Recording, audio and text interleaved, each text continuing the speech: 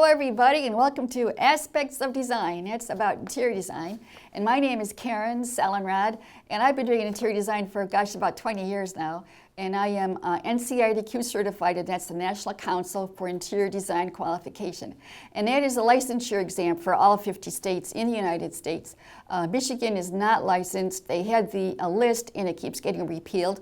I am a Florida registered interior designer, number ID 5262, and so that kind of explains that. I'm also a member of ASID, which is the American Society of Interior Designers, and they believe in design excellence and in the health, safety, and welfare of the public. So that kind of gives you an idea of my background, and we'll just get started today. We're going to talk about why do plain old, plain old. Let's have imagination and inspiration. And so we're going to do some slides and then some samples I've got gathered together and then finish up with slides again. So let's just start right off. We'll start with the slides first and we'll go from there. So our first slide is what was inspiring this room. Well, this was a building for like a cottage for a Florida home on Casey Key, and they needed a room for the kids. So I said, well, I can draw some glamorous Gladys and Timberland Tony cartoons because I've been making these things for a while, and so I had them framed and we put it together with their bedding, and voila, we had a nice room there. The next slide is a bedroom. This client was traveling, and these people went to France. They went to Versailles, and on the grounds of the Palace of Versailles is Le Petit Trianon. And Le Petit Trianon is a favorite place for Madame de Pompadour, and it was started by Marie Antoinette, and it was Louis XVI period, so I found them a Louis XVI bed, and we did soft colors. They had the rug, and so that's how that room came together. The next slide is another client. They were traveling around the Orient. They went to Asia, and they brought back all kinds of wonderful art and artifacts and the Coromandel screen. And we thought, what do we do in this room? I thought, well, this is a master bedroom. Let's use the Coromandel screen for our focal point, and we used it as a headboard, and it worked out real nicely. And then I kind of did a pagoda-style drapery treatment over the shutters, and so that's that inspiration for that room. The next slide is this is Heraeus-Centronite, and these people manufactured a small platinum part for exhaust systems on automobiles. And so we had to create something, I thought, that should be fresh air, and it should be something with kind of ethereal. And so we wanted to create this feeling of high tech with the fresh air. And so we had translucent materials and so forth. The floor is tiles, and when we put the lighting, I did some specialty lighting with neon lights and projector lamps. And so the tiles really glow when they're lit. The floor material is the same color as the ceiling. I photographed this myself, so the colors weren't exact in the photograph, but that's what they were. The wall is a fiberglass wall, so it really has this glowing, ethereal look to it. The next slide is a sink. That was the inspiration. She wanted something special in the bathroom. The minute I found the sink, we're like, oh, that's it. She loved it. So we did all the tiles and the colors in the bathroom around the sink. The next slide is that was inspired by the fabric of the Italian Renaissance dolphin. They loved golds and reds, and so this was a natural for them. They just loved it. The next slide is the end. So that's the end of part one. So now we'll go to part two. Part two is going to be lots of fun here. I've got all kinds of samples to show you. We've got these drawings here. What is inspirational about sketching is that you just have an idea and you sketch it up quickly, and either people like it or they don't. So it's kind of interesting. This little drawing here is a building facade. I'm not an architect, but I do like to do elevation drawings. This is just a freehand sketch of a possibility. So it's this possibility thinking and imagination, kind of Italian Renaissance inspiration here. This is one I kind of came up with, a bit of a log cabin here in the entry. Then we have a glass box, little structure behind that, and then back here are different types of motifs and things, kind of unusual, a bit new style eclectic, and that's what I would call that one.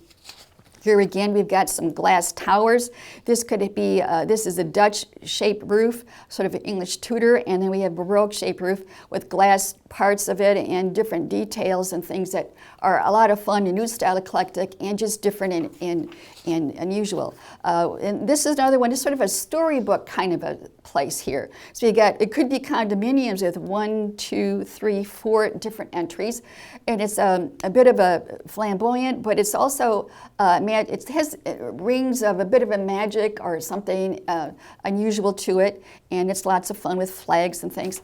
This last one is a little bit more smaller. It's just a smaller thing, but it has a lot of little details to it that you might not see everywhere. This one we call Jules Verne, and this was kind of fun. This is the stern of a ship, a big square rigger ship. And when we have the little different levels in this place and a tower, you can see over the woods and so forth with this one. This is the beginnings of a store display. They had a wild Venetian sofa, and I thought, wouldn't it be fun to, to invent the area rug to go with it? And that was this here, and then a custom-made cocktail table to go with that as well. So that's this section right here. The next thing that oh yes, and this I got to show you this. This is a builder, and he wanted drawings to sell the home. So how do you sell a home? Well, you got to have some drawings to sell the home. So this is sort of a French detail for this home.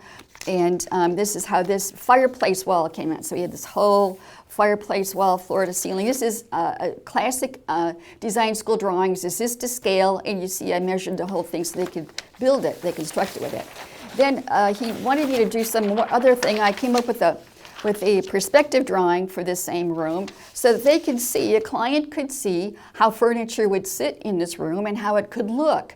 So once people get a visual, it gets them a little bit more excited about the building and the home, so they might just buy it. And lo and behold, it did sell real quickly after you got the drawings. So that was the good thing.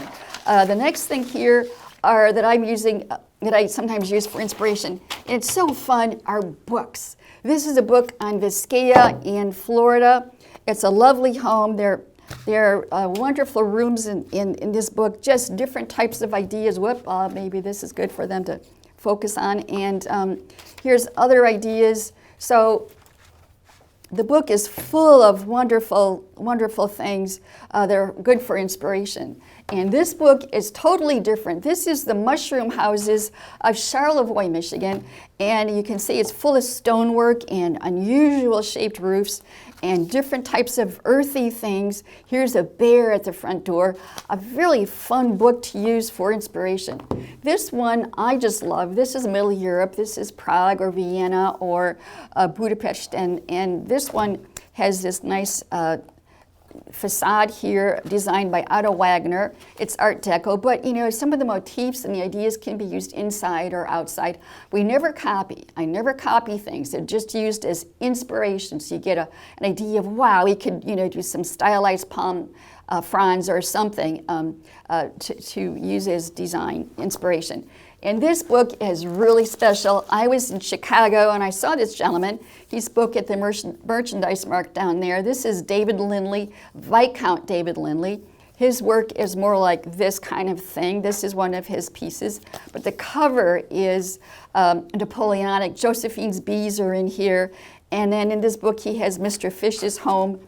Very imaginative, very unusual, a lot of fun for inspiration. So those are these things here, and then we're going to run over here, and I've got fabrics for inspiration. This is area rugs, different types of colors. Colors can be lots of fun. This is a forest. These are all floral materials. So this is kind of an interesting thing. And then I got all these different materials here to show you. This is a floral design, which is pretty colors here. We'll turn it this way for you. It looks like someone really went wild with the paintbrush and came up with it in a hurry. This is another one, a little different styling. It has some architectural details and some other flamboyant things about it. Here's one, a needlepoint. Lovely, lovely needlepoint. Needlework in here and little sparkles, shiny threads.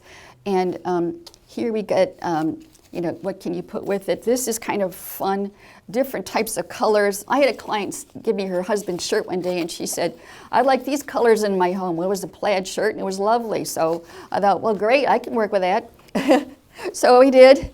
We gave her all the colors she loved. And this is another one, lovely colors in here. We're missing the head here of this creature, but you see a little hedgehog here. Lovely soft velvet. And here's some more. This is Madagascar. This one, this has a little monkey in it. And this is a pretty little fabric, just it's a little tinier scale, but it's still lovely colors. And here's another one, more modern, with geometric shapes and more nice colors. And this is a little bit more of a durable material, with nice colors in it. And then we got another one here. I'm going to show you this one. This is a lovely silk embroidery again.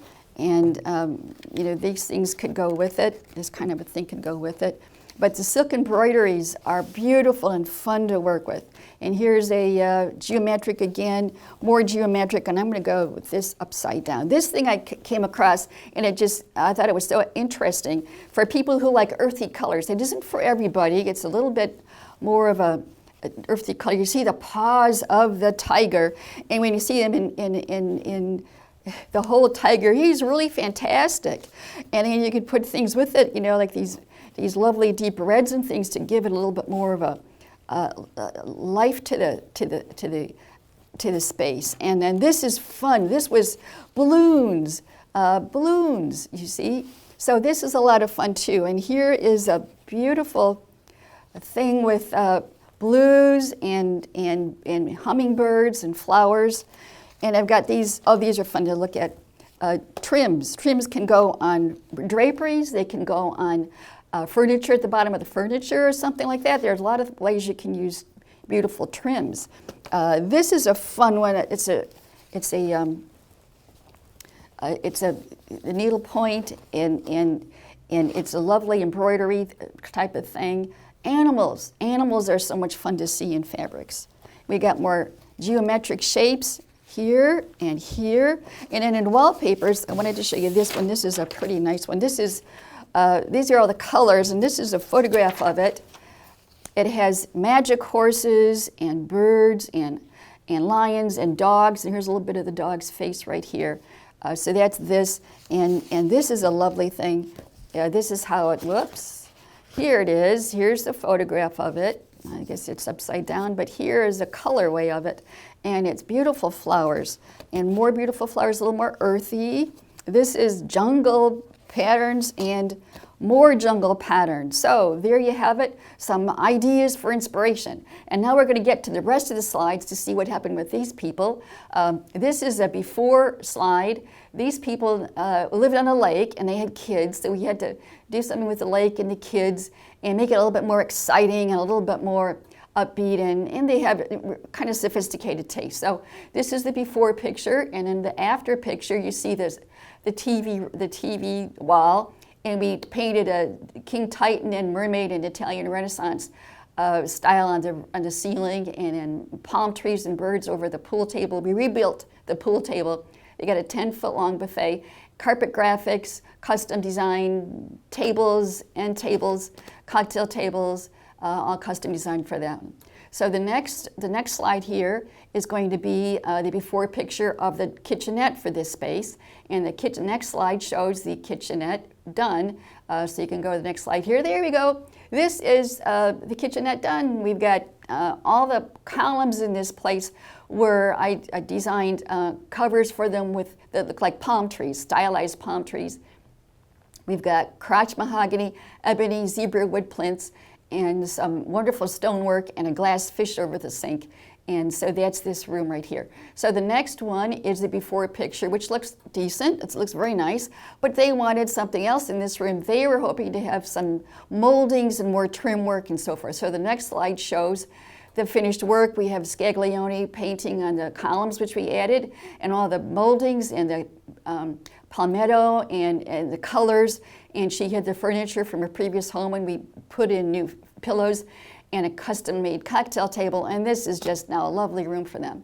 The next slide shows this room, which is on a lake. They could tell you where all the the swan nests are on this lake. They also did scuba diving. So here we did, and he also had a ceiling which had a low ceiling. It was 7 feet 6 inches above the beam. So to raise the ceiling, I added a sun and clouds on the ceiling, and we put a beach scene sort of with waves and fish and watery in the area rug. And then we kind of came up with the idea.